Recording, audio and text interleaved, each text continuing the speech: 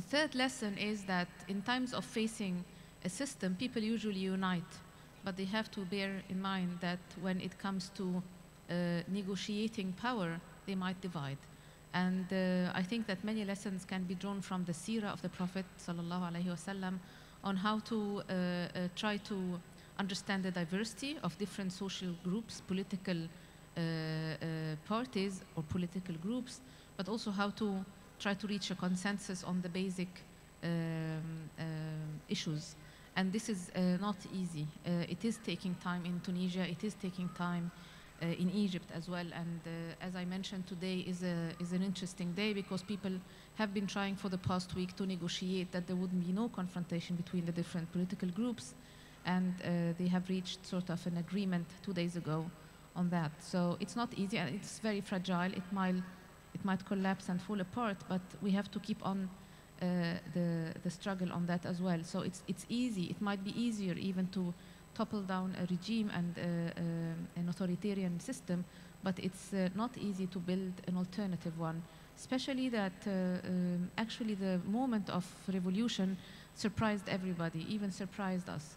Nobody was expecting that it would take place on that very specific day or due to that very specific event, but people started sort of realizing that this is a moment of change and were willing to take a risk. And this is yet another lesson. There will be no change in our societies and there will be no change towards more presence and equality if we are not willing to pay a price and take a risk. Everything demands a specific risks to be taken. There was also a very interesting lesson in the revolution in the Arab world, and I'm talking about Egypt, Libya, Tunisia, Yemen, Bahrain, Syria, that there is a spiritual dimension in the revolution. We are talking about bringing down a regime, but we are also talking about how people cannot face all that violence that is used against them as civilians without having faith. And I think that you saw in the video that I must thank the young man who did the video. He's a young man who is joining the camp here today, and it was very kind of him to join us and participate with his effort. The issue is that you saw how people were praying and how when they were praying, they were facing the water pumps, throwing water at them on Friday the 28th of January. And that faith actually brought many people to the street, and that the high risk was taken by actually people who believe in God, and they thought that even if we pay our own soul as a price for freedom, this is a very cheap thing to offer to the country. So the spiritual dimension of revolution was very clear to us, at least. The West did its revolutions based on different ideologies. There were class conflicts, there were changes of socioeconomic relations, but it was basically a revolution in some sort of epistemological and ontological sense, a revolution against the church, a revolution against the paradigm that the Middle Ages represented. But for us, it's a different story. For us, it's a way to go back to the essence of our religion as a religion of freedom and equality. And this spiritual and religious component is very clear in the revolution. You'd always see people on Tahrir Square during the 18 days since the start of the revolution on the 25th of January till the day Mubarak stepped down the 12th of February. You'll see people all the time praying 5 times a day on the square, especially Fajr. You'll see different groups reading Quran here and there in the different corners of the square. You'll see this accommodation of difference coming from this sense of spirituality, so that different groups lived side by side on the square without any conflict during that period. Later on, when issues of power division came into the calculations, things became a bit more conflictual. Another lesson is that we need inspiration, and we also need to feel that we have a value. The little stories, not the big stories of change of history in the Middle East and the Arab world, but the little stories of how somebody went out of his home in order to join, or how a girl was prevented from going and joining, and she insisted on doing that and eventually convinced her family, all her family, to come along, or how someone started the first day not assuming that this is a revolution and ended up serving in a small medical unit on the square for 14, 15 days without having any sleep. The little tiny stories were actually the small narratives that created the big narrative, which brings me to the individual dimension. We have to believe that you also as an individual, not only as a group or as a nation, you as an individual make a difference, can make a difference. The idea that you can throw in the public debate can make a difference. The effort that you can do individually can make a difference. Bringing some friends to a circle of change, no matter how this change is, from a revolution to a small circle of study, can make a difference. There is no energy that is inserted in the public space that can be ignored or wasted. So the individual action does make a difference and does change history. We have a future to look forward to, but we also have a lot of homework to do in our Arab world, because we have to rebuild structures. We have to challenge monopoly of specific social groups. We have to challenge the international system that is not very happy with our actions in the Arab world and does not want to see the Arab world getting liberated from its monopoly and hegemony. We have poverty to face. We have development plans to conduct in order to guarantee sustainability. We have natural resources to develop. We have environmental challenges to face, and we have a collapsing educational system to reform. But we also have a very important challenge, which is religious reform as well.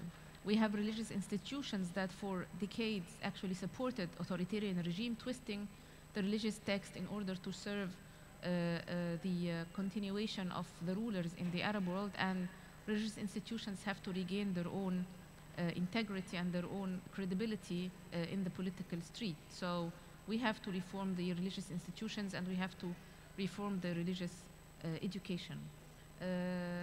Civil society is now rising, and it has been under so much pressure. And in spite of that, we have a very vibrant civil society in different parts of the Arab world. Now we have to make sure that this civil society also abides by the different rules and principles that it's asking the new political systems to abide by, which are transparency, accountability, and devotion to the public interest. This is not easy when we are facing penetration of different forces from outside to try to set the agenda for the civil society in different dimensions and in different topics, and also a lot of funding coming from the West to the civil society, which definitely will bring along also specific concepts to be spread in that transitional period. So to guarantee the independence of our civil societies and civic actions is also very important. I've lived the past 6 months witnessing how the revolution ended up in some frustration as well. People don't have the patience to wait and don't have the vision for a long-term plan. Usually individuals, groups, and parties look for speedy, short-term gains, especially when we are trying to have the elections as soon as possible in Tunisia and in the case of Egypt as well. So the political calculations, when they come to the forefront, we face the danger of fragmentation. It's not easy. I have seen individuals, I can also claim I've seen political leaders shifting grounds and acting against what they used to preach when we had an authoritarian regime. It's a matter also of the integrity of the individual and how power seekers can also lose their stability in such transitional periods. So some people actually were not as good as we expected, and some new fantastic leaders emerged from the younger generations and are making their way to the forefront of the scene. So witnessing all that going on, I've learned a lot on the individual level. I have so many things to say to my students because I teach political theory. I've always told them that we have to have hope, that we can make a change, and though I'm older than them, they used to say, where is the hope? And I used to say, you are the hope. And I think that we should never lose the hope that our societies can change and can develop to the best. It will take time. If we read history, we see that different revolutions needed maybe a decade to sort of end up with a new map on all levels, but we have to be patient and we have to do our best. What makes me very happy that when I come to Britain and when I went to different countries abroad and I met Egyptians and Tunisians and Syrians and Yemenis and Bahrainis and Libyans, they said that they want to go back and they want to make a difference. Many people left their countries because they lost hope. They thought that there is no room for them, and if they really want to make any difference, they can make it somewhere else. And this is a moment where many people are coming back to their countries in the Arab world and trying to participate in establishing the new regime and the new system. And this is a very promising factor as well. Many people say that this was the revolution of the youth of the Arab world. And I say no, this was the revolution of different classes. This was the revolution of different segments of societies, of Muslims and non-Muslims alike in some countries. It was the revolution for dignity. It was not the revolution of the poor who wanted more better conditions in their day-to-day life. It was the revolution of different groups of society, because dignity is something that matters in human life.